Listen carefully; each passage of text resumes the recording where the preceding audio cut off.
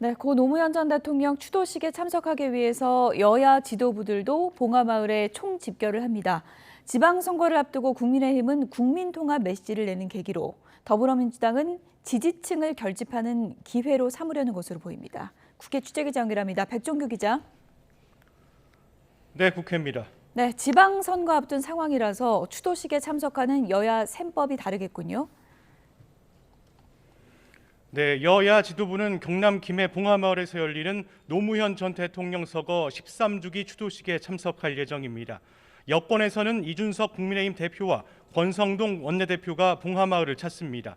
또 정미경 최고위원과 박성민 당대표 비서실장, 허은하 수석대변인, 양금희 원내대변인 등도 함께 갑니다.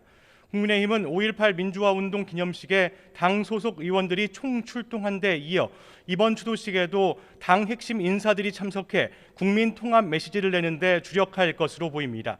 새 정부 출범 22일 만에 치러지는 지방선거를 앞두고 중도층 표심을 잡기 위한 외연 확장 행보로 해석됩니다. 정부에서는 한덕수 국무총리가, 대통령실에서는 김대기 비서실장과 이진복 정무수석이 윤석열 대통령 대신 봉하마을을 찾습니다.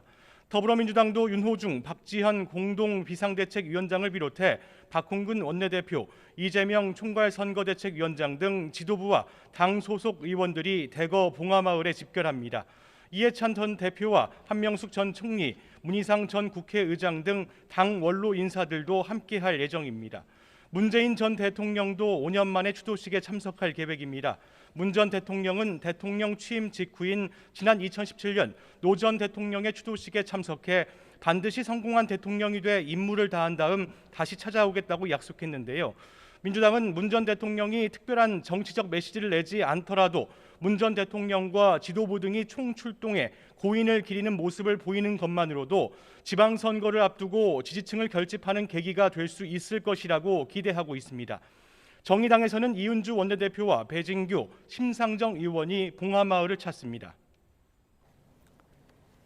지방선거는 이제 딱 9일 남았는데요. 여야 지도부는 물론이고 후보들도 총력전을 펼치고 있죠.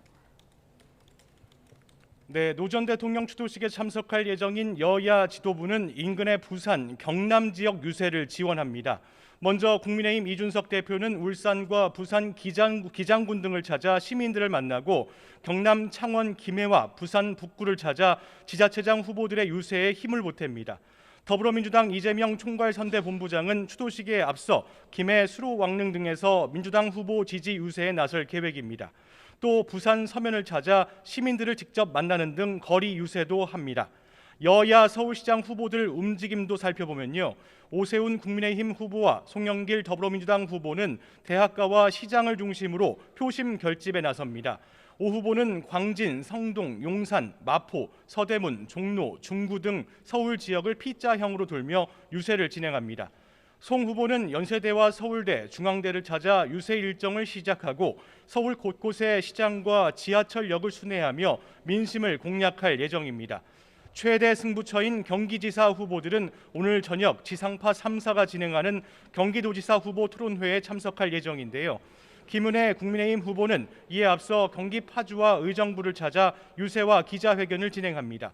김동연 더불어민주당 후보는 민주당 지도부와 함께 노 전 대통령 추도식에 참석한 뒤 토론회에 참석합니다. 지금까지 국회에서 YTN 백종규입니다.